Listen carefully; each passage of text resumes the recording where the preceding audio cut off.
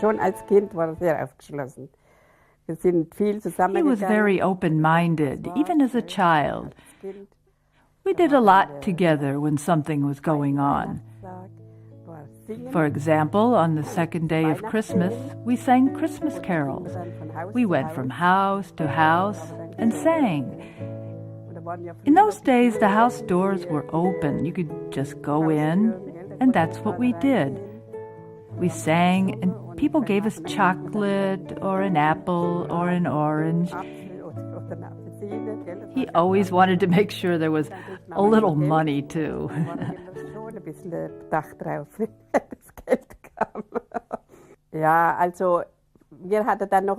We did a little bit of farming. We also had some small animals like geese and chickens. And now and then we would go into the meadow with the geese so they didn't, get into other people's yards. But he didn't want to do that. When our mother said, "You should go along too," he said his eyes hurt because he had to watch out so much. There were 4 of us children, but he was the only one who didn't want to have anything to do with farming. He was always a little different. He didn't want to have anything to do with these things. He was more technically minded.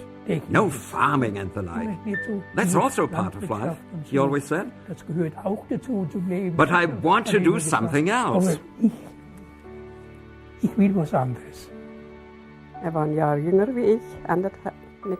was a year and a half younger than I, and we both went to grammar school in Benshausen.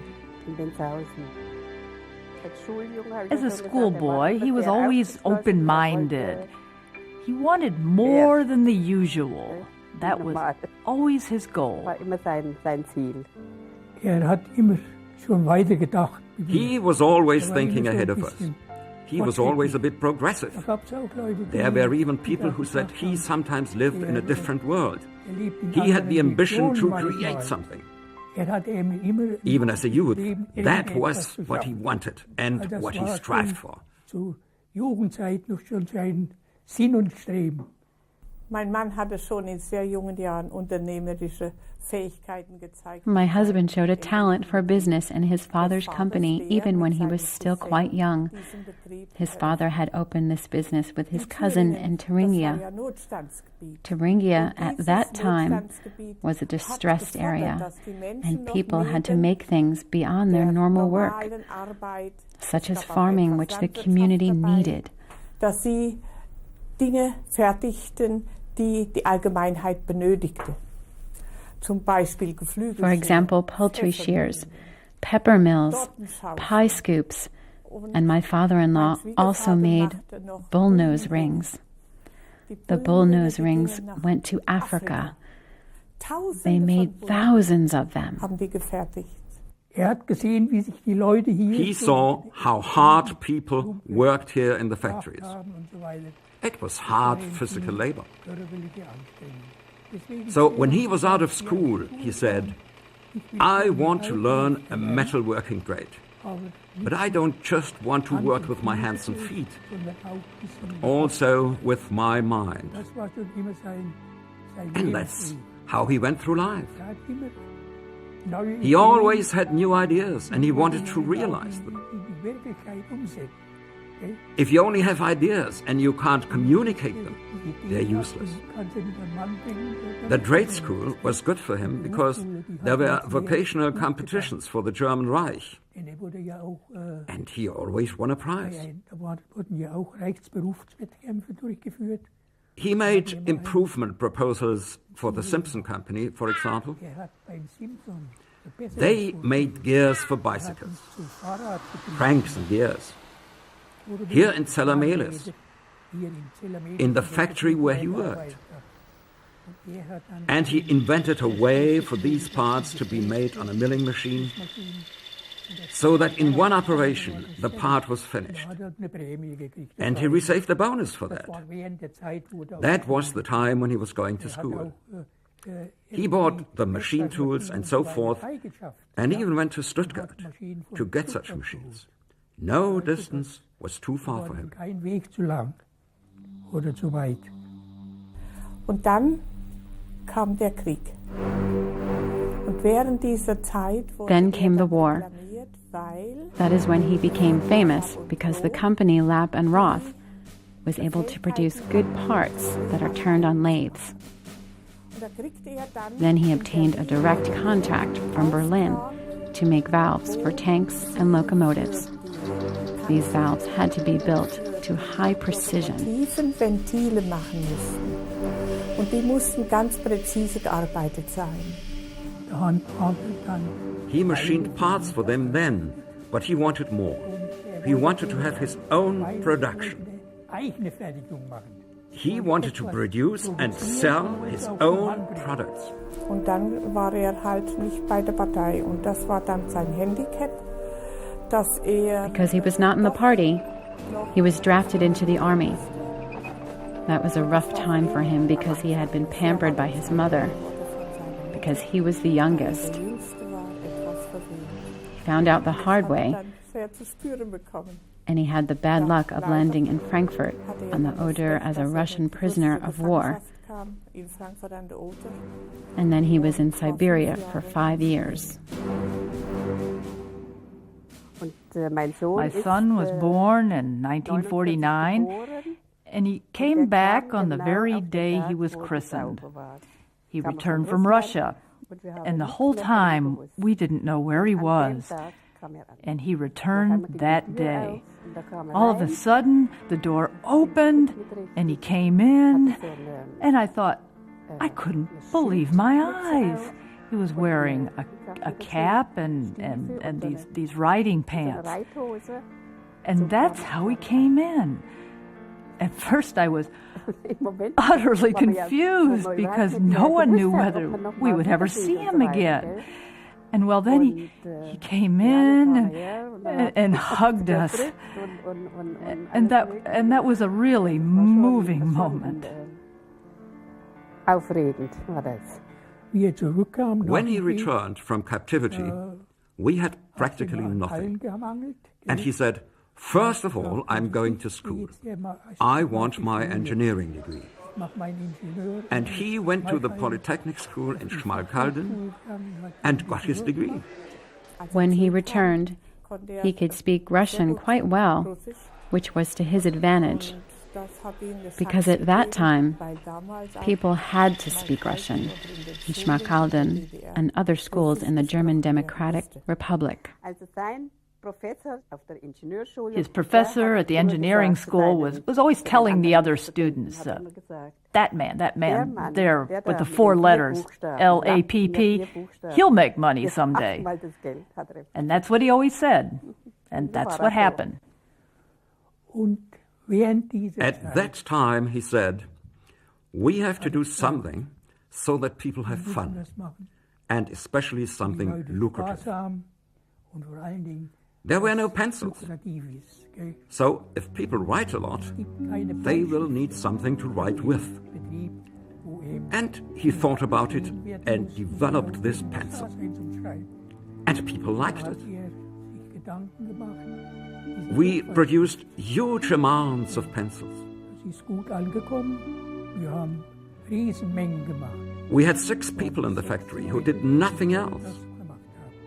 And once he set his mind on something, it was difficult to budge him. He was tough. I know how he began with these pencils. He came by every day and asked, how are you doing? And. So I said, my God, you're getting on my nerves. I have a family. I have 2 children. I have to take care of my parents. We still have the farm. And work has to be done. To him, it made no difference. You have to keep at it, he said. He was always encouraging me.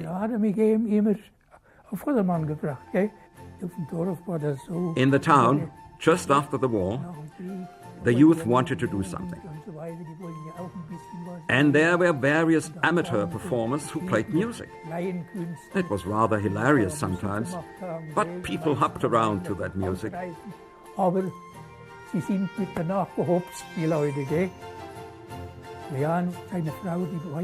Yes, then he met his wife, who lived close by. They had a beautiful marriage ceremony.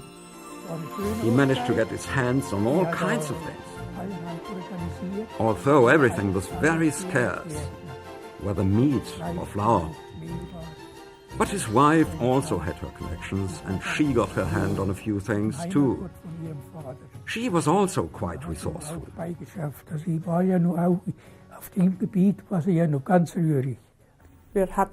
At that time, we had the chance to buy a car, an F9 Wartburg that was produced in Eisenach. And we also had the chance to take a vacation now and then in the West, because my husband had a sister who married a man born in Pforzheim, who moved there after the war. That was our first encounter with the opportunities in the West, as they were already at that time. It was 1949-50 when we got to know the other world, the Western world, on this visit. Durch den Besuch schon mal die andere Welt kennenlernen konnten. And then it was a year later, he came here for a visit again in the summer, and then they were with me.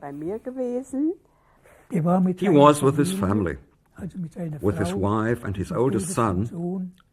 They were on vacation with my sister in West Germany. And he always had some problem with his gallbladder. My husband became sick with biliary colic and had to go to the clinic. And then it was time to drive home. My husband had not yet recovered, so I drove home by myself with Siegbert. And then a situation developed where people did not believe my husband was really ill, but he was. I had to report to the police every day. The letters I received were opened, and letters I sent to my husband were also opened. So we exchanged letters via other addresses. He wasn't coming back. Yes, his mother was very sad, and his father even more so, because they had already accomplished something. Something had been accomplished. But he didn't try to stop him or say something like, "You can't do that," or "You shouldn't." No, he only said, "You're old enough." And Oskar told me, "I tell you, I am not going back. I cannot get along with this system, and it has no future for me. I have other perspectives, and I am not staying."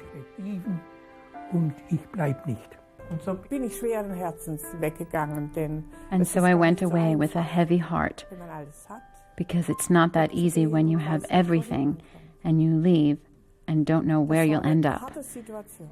That was a tough situation.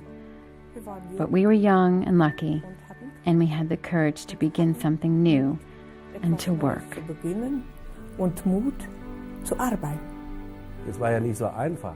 It was not easy to leave the German Democratic Republic, to leave Thuringia and go to Pforzheim in Baden-Württemberg, because it was illegal.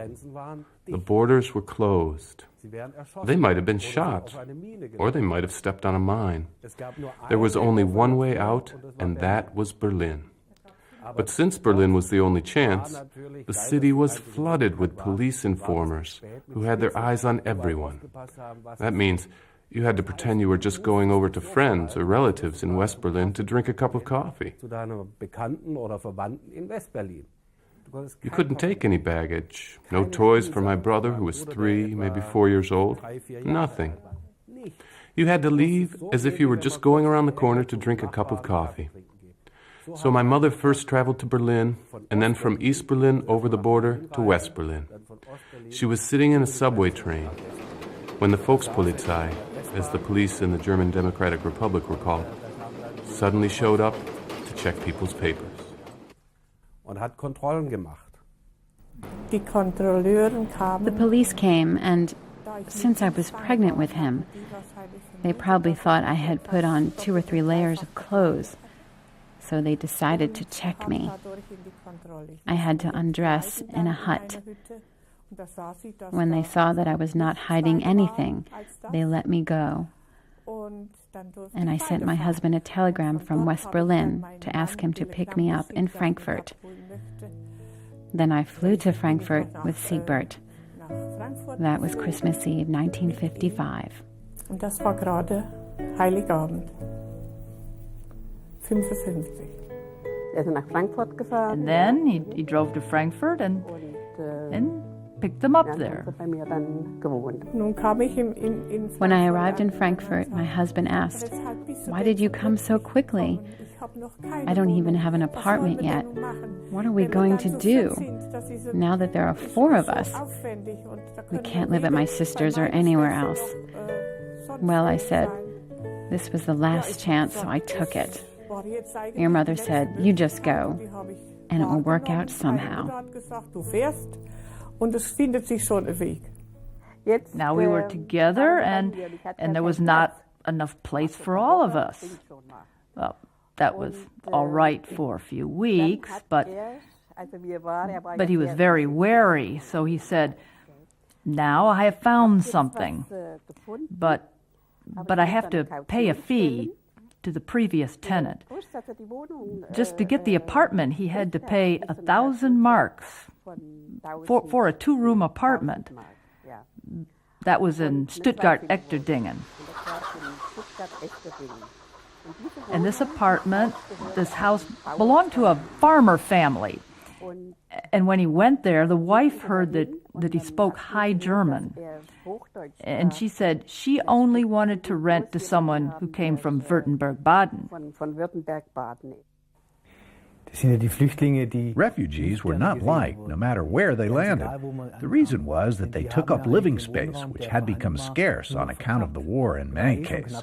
And that made it even more difficult for refugees to find places to live. It was a hard time. My husband was born here in Pforzheim, and he was a Schwabian. So my brother said, Heine, you two come with me and introduce yourselves to the landlady.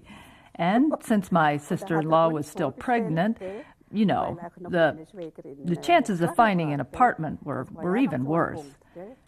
Well, in any case, we went, and my husband spoke Schwabian dialect, and suddenly everything was okay, and he got the apartment. And that's how times were. Crazy when you hear about such things, but that's how it was. And then I said, "So, Mrs. Steckdaub, what about it? Can we have the apartment?" And she said, "Mrs. Lapp, you can have the apartment." I was incredibly grateful. And then we moved in. Of course, it wasn't that easy. We didn't have anything. Fortunately, my husband got a job at the Harding Company. He traveled around for them, visiting doctors and hospitals to sell them medical equipment, but also cigarette machines and tape recorders. That made it necessary for him to travel, and he was on the road from Monday to Friday, and I was alone. The sales territory stretched from Saarbrücken to Nuremberg and everything south of there, in a VW Beetle and hardly any highways. So he traveled the whole week. We liked it that way, but it was a big burden for my mother. On the weekend, Friday evening, he came home. When he was on the road, instead of staying at a hotel, he saved money and slept in the car. Or when he was in the neighborhood, he came to me, often just to save money. and he would bring something home for his children.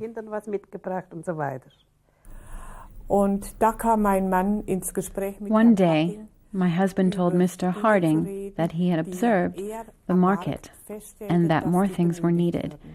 For example, plug and socket connections. And he told my husband, Mr. Lapp, if you want something like that, you'll have to design it and sell it. But then you also have to be willing to work with us here in Espelkamp for 1 or 2 months. And that is what my husband did. He drove up to Espelkamp and actually developed these things. And then he got the first prototypes. With these prototypes, he went to companies and marketed them. And he negotiated a contract with Mr. Harding that he would get so and so many percent. And Mr. Harding agreed.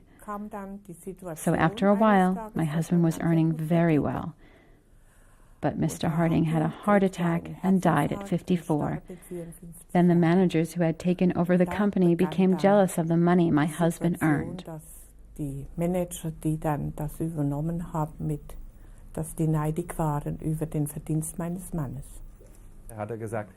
Then he said he would rather terminate his employment contract in an orderly way and do his own work in the future. Then in 1958, we bought the house here in the Rosenthal Street. And we moved in November 1958. And that's when my husband had an idea. It ought to be possible to make cable complete in one piece. Earlier, there were only strands of wire and aluminum or rubber jackets. The required number of strands of wire were pulled through the jacket, and the cable was finished. With my husband's invention, we had the strands with the jacket, and the strands weren't just gray or black, but colored.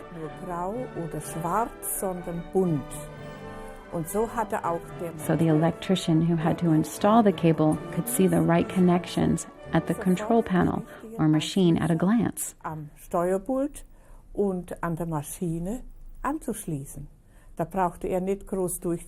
He didn't have to run a wire test for each pair of strands because he knew he had to attach yellow or blue or green just where he had attached them at the other end. Und das hat man schon das erste Werbeprospekt, das mein Mann selbst entwickelt hat. And the first advertising flyer my husband designed and had printed showed a man with a finished cable and a smile on his face, and his lips drawn upward. And the man who had to pull the strands through the jackets had a pessimistic look on his face, and the mouth was drawn down. That was our first advertising, and it was really a hit. Incredible. My husband somehow always saw when something was needed. That was his strength, his great strength. But he also had the determination, once he had begun something, to carry through with it. And that was not very easy, even when we began to produce cable. We contracted the work out to a company in Wuppertal.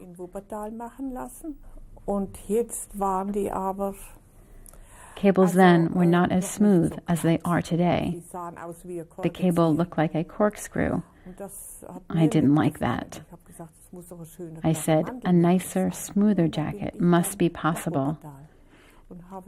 And then I drove to Wuppertal and talked with the people there, and I said, it won't sell well the way it is. I want it to look a little better.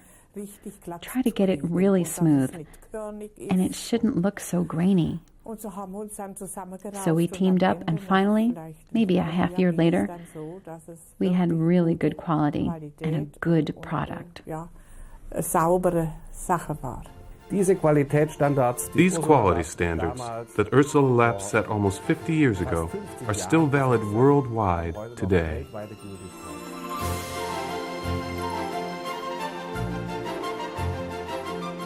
Die Qualität war dann mein Empfinden auch gut. Now the quality was good in my judgment, and so we had the cable made by the drum.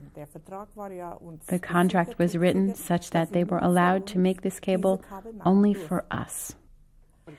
And then he set up an office downstairs in his house, and that's where he began. The cable was stored in the cellar, and next to us there was another house, and it was for sale. But he had no money and no security. Yeah. Then we chipped in a little so that he could buy that house, because it was just right for him, right next door. Yes, and my sister-in-law, she was completely involved. Und meine Mutter war alleine hier. Mit uns My Kindern. mother was here alone with us children and had to do this work because there was no one else.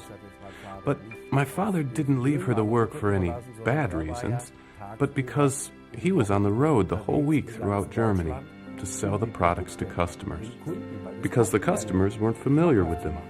No one knew about the cable, so there was no demand for it. There was no willingness to buy such a product. This was a new solution. So the people who work with cable had to be convinced that this was the better solution.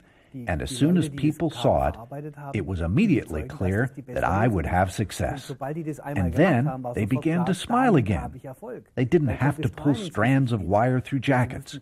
The cable almost sold itself because people simply knew they had a better solution. They would save time, and, of course, they also had a technically better product. Hat gesagt, nicht nur He ein said, neues Produkt. a new product is not the only important thing. When we are on the market, we have to distinguish ourselves from what people were used to. In those days, it was a seller's market. The cable factory had the say. They said, well, if you want something, you'll get it. But you have to take 1,000 meters, and we will deliver in half a year. If people needed cable tomorrow, and then only 25 meters, tough luck. And that was Oskar and Ursula Lapp's idea, to say, no, we will give the customers what they want. We will cut the cable to the length the customer needs. And if someone needed just a few meters of cable, my sister-in-law drove out and brought it to them. That was a rough time. Trucks were not used for transportation at that time. Everything was delivered by the Federal Railway in railroad cars. And the company Lapp had no trucks or employees who handled the logistics. Instead, my mother hauled the cable to the train station with a handcart in all kinds of weather. No covered stations, open platforms, and then helped to load the material onto the train. And that was 2.5 kilometers from here, with a handcart over the streets, and then back to Rosenthalstrasse, where the cable was stored. So she was always personally involved to bring things to customers and to give them what they needed.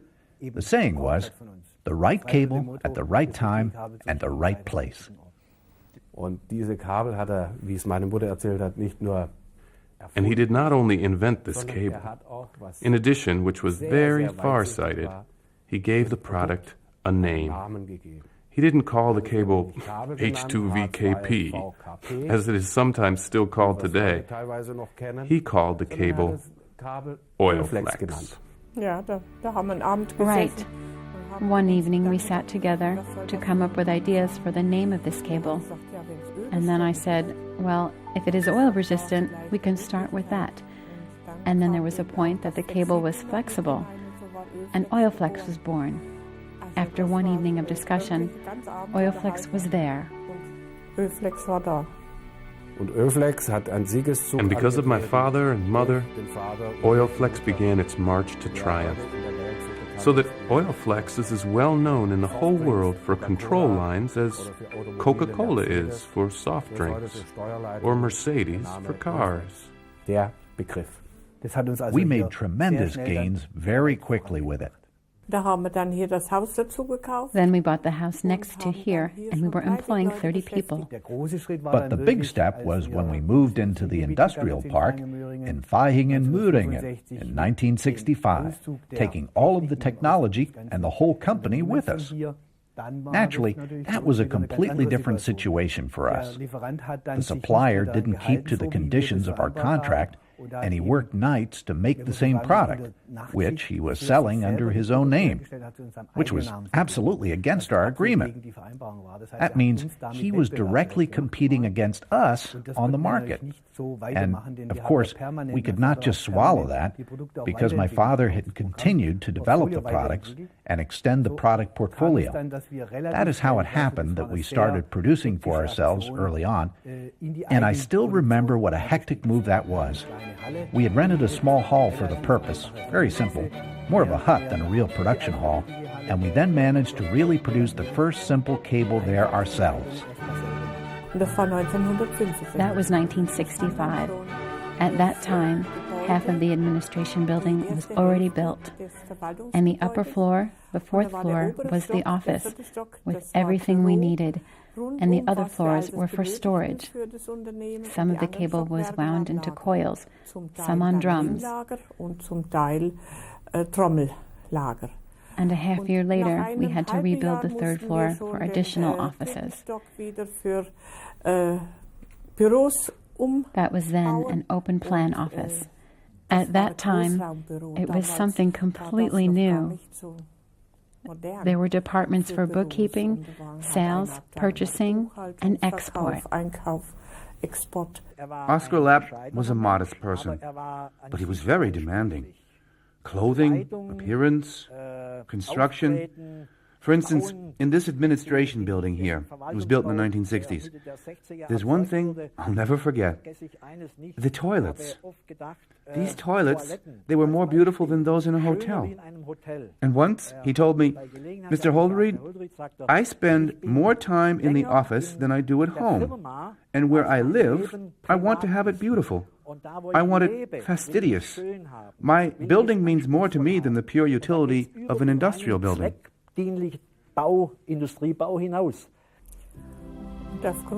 And since we were becoming larger and larger, my husband took the opportunity to buy another piece of land.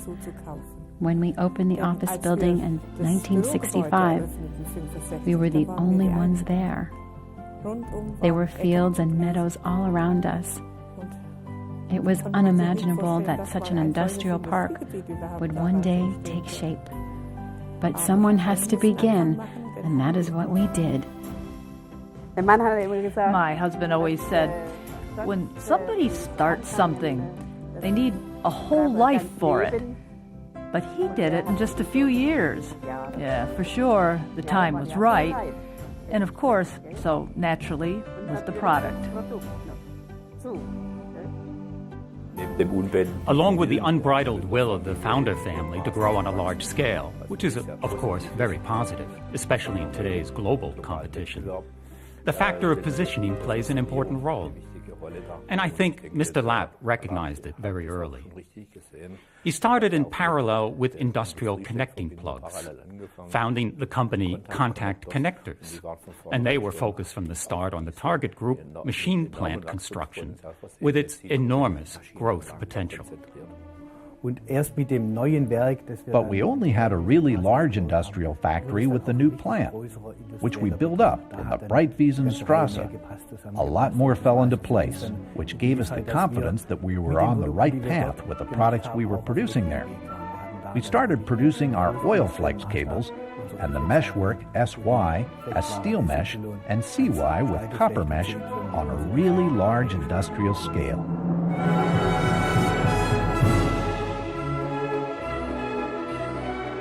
And they had a turnover of about 15 million and about 50 employees, which had developed out of the first 10 years of the business.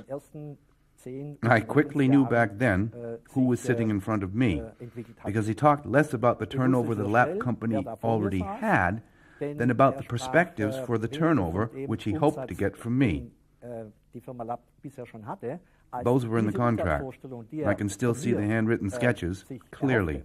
60 million German marks. So, a nice round fourfold growth in turnover. Over the medium term, not long term, medium term. At that time, of course, I couldn't calculate what that meant. I only knew one thing, that on the basis of the turnover I was used to making, that was another league than the one I was used to playing in. Dass das eine höhere Liga war, als in der ich bisher gespielt hatte. He liked his work. And the most important thing is to like your work. That is very important. And that's how it was for him. And he wanted to get ahead. Es gab Wettbewerb, das waren Konzernunternehmen. There was competition. These were large companies. I only have to name Siemens, or as it was called then, AEG, also BPC.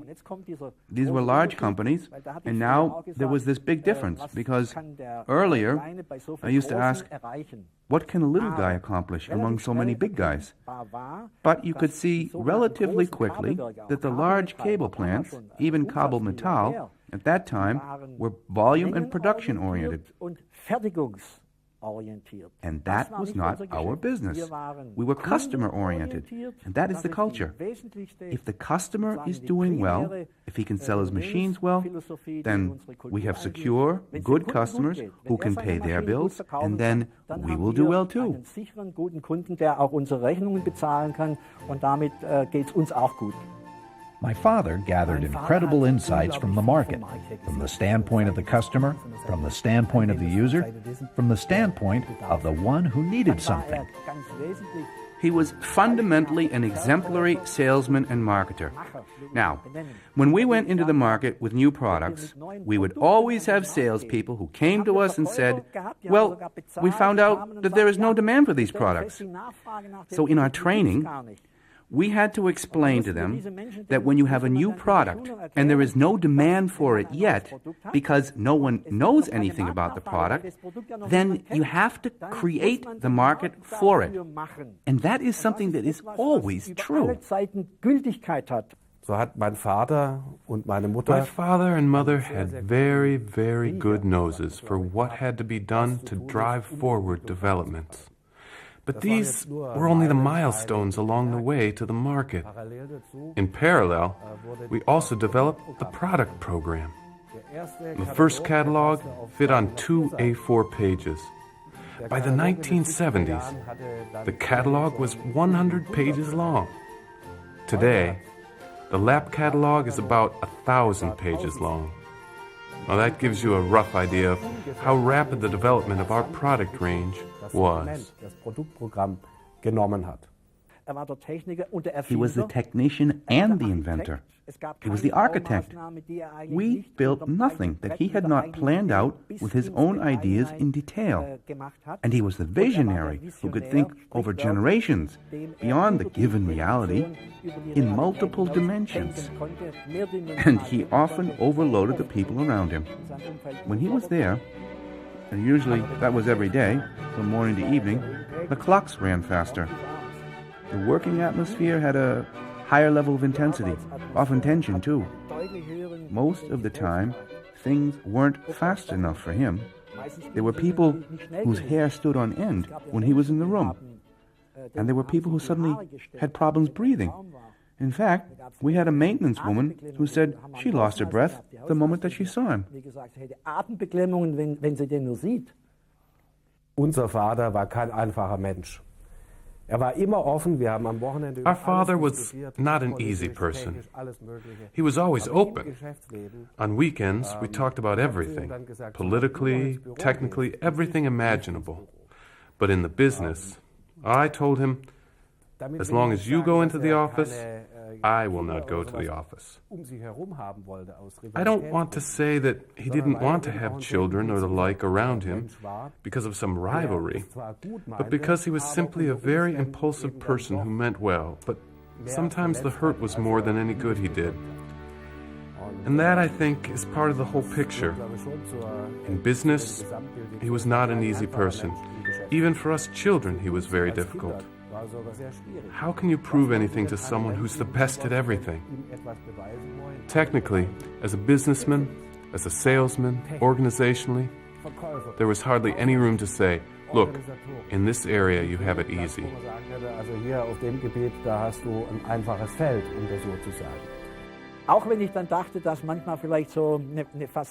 Even though I sometimes thought an aspect of emotion or feeling was missing, it always served the matter at hand. And now, here's the point. He surely did not claim that he alone was the whole business. He did not want to see himself put on a pedestal. He needed all the other people with their particular qualifications and abilities. The time of the founding generation was different than today. Qualifications for leadership were different. You had to be more dominating. Some people would say it was outright authoritarian. But it was this focus on the goal without detours. Like the law of nature, a straight line is the shortest distance between 2 points. It is domination, but not only. It is authoritarian, but not in the negative sense. It is an absolute focus on the end result. And whoever lives this out to the fullest is sometimes good and warm-hearted, but not always. Herzensgut und warmherzig, aber nicht durchgängig. As far as the company climate was concerned, I have to say this was a company, the one I joined, which was really taking off. You could see that because the administration building was expanding all the time. It's basically a construction site. The offices were tight, but you had the feeling that everything was just bursting out of its seams. Growth is important. No growth means decay.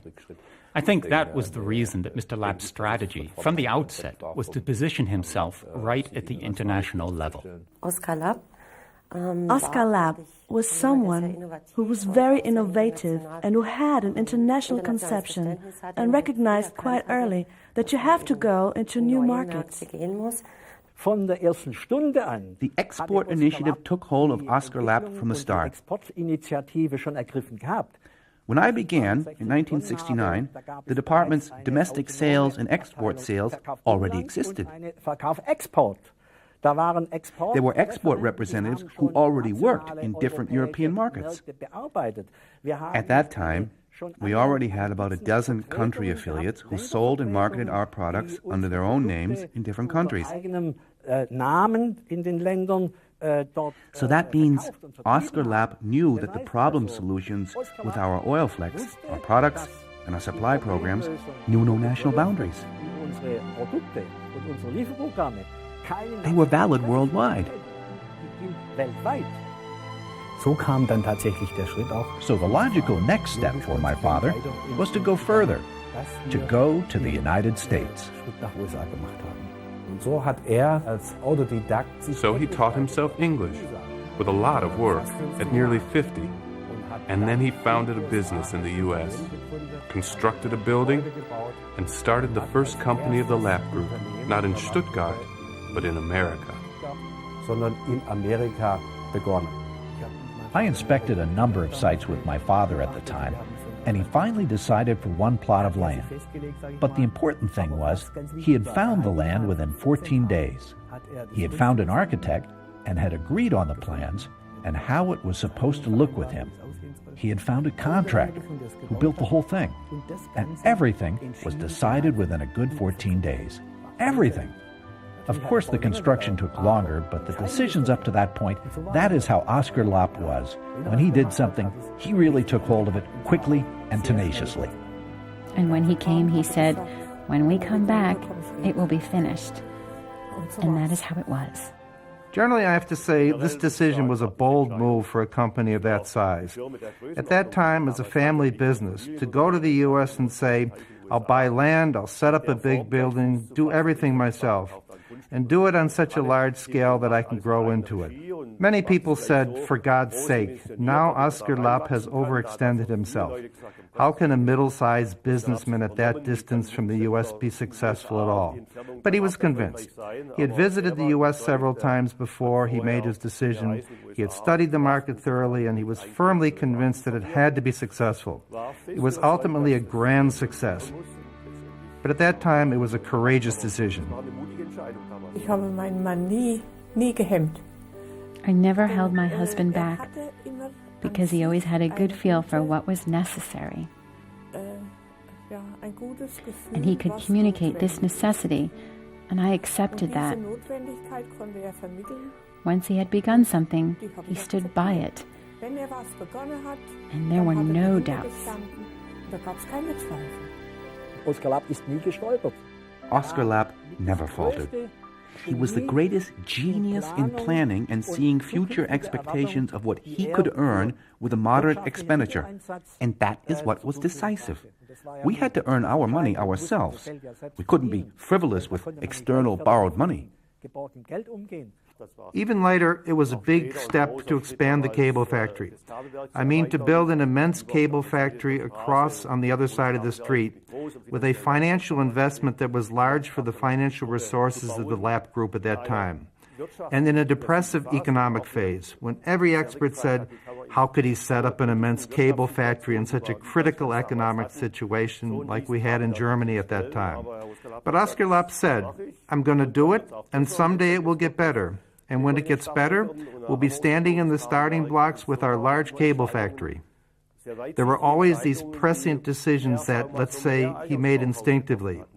There were no extended discussions about strategy or planning. He just had a sense. This is what we have to do to get ahead. And he said, as the owner, as the sole owner, I will take the risk to do it, and then we will see that it turns out right. With hindsight, you have to say that he was 90% of the time right with his decisions. Very courageous decisions. When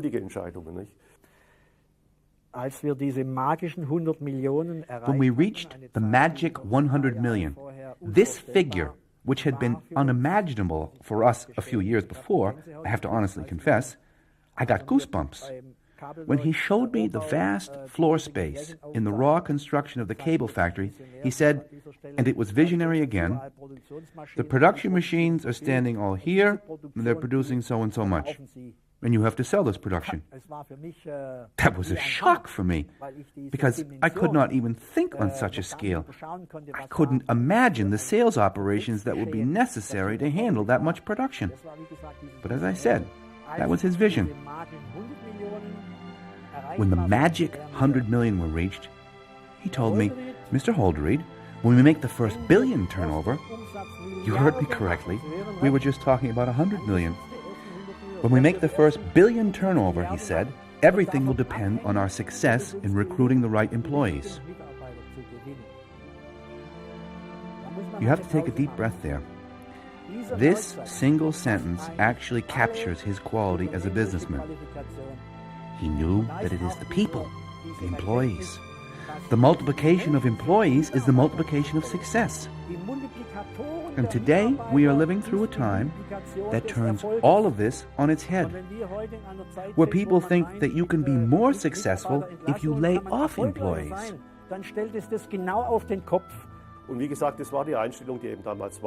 That was the attitude of the people at the time. You demanded a lot from your employees, but in return you had strong ties to them, help in emergencies when necessary, a strong family influence in the company, not an anonymous business where you just do your job, where you work and go home in the evening and say, forget everything, but where you have a personal commitment and you do it gladly, when you see that it falls on fertile ground. And this was an attitude of expectation the family and Mr. Lapp communicated to the employees. I think what is really important to the Lapp company, and you can really feel it, I have been here for 15 years and I'm happy, very happy to work here, are the values of the company. First of all, family, but also success-oriented, innovative, and customer-oriented. And this value, family, you can feel it in a company. At the Lapp company, you are not just a number. The person counts, and that is very satisfying. And the 4 values that the employees developed on their own included the value family. That surprised me, but it also made me very happy. But after a while, I was very shocked because it is also a large responsibility. You can't pull back and maintain a cool distance. You have to open a part of yourself. And everyone who opens himself is also vulnerable. In that respect, our mother is a great paradigm, because she is actually the most important integration figure in the Lapp group, as far as these values are concerned. I always see what comes back when we represent these values to the outside, when we live these values among customers, suppliers, whomever. Something comes back. And that is the essential thing. Something comes back, and you sense how you are received and how you are seen, and that really helps us to live it.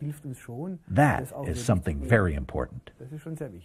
Not only he, but his wife and his family were involved with all their hearts and committed themselves fully. And as the person responsible for finances, what is very important for me is to simply see that you are in a family business and not only there to pull out money, not just milk the cow, but that every cent is reinvested in the company. And the Lapp family, in my eyes, lived quite modestly as a business family and still does. You really have the feeling the company is everything. The family of the owner reinvests everything and pushes everything forward. The people there can look upon this as a paradigm also for the future, because the success was there, the satisfaction was there, humanity was there. Everything together became a big Lapp family, and that is more than just business. You only need to show you have a heart. When the heart speaks, people notice it. The person on the other side says, "Do you mean that?" And if you can communicate that, it gives you a lot of strength. The family always tried to give people the feeling, in our often cold and naked world, that this closeness to the family, to the business, is something so precious that you shouldn't tire of talking about it. Is it still lived? Is it still perceived? Is it still up to date? This closeness to the company as a family will always be important. Then there's a community that can withstand something when there's storm and hail outside. And everyone can contribute something to that by contributing to the whole enterprise. That was actually always true. And it will be true tomorrow, and it will be true in the future.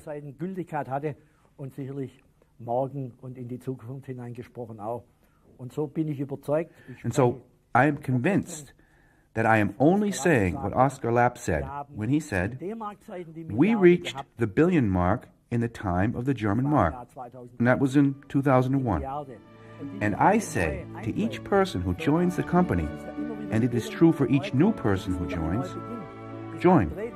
Someday we will talk about your joining, and you will be with us on the way to the first billion euro turnover. The market is there. And if we want, and the employees have the courage and the strength to want to move things according to what our times demand, then this billion is a great step for sure. But there is something imaginable even beyond that. The people will decide for themselves.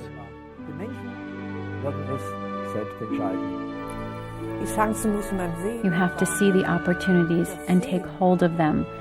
And this seeing is what many people today lack, the ones who complain.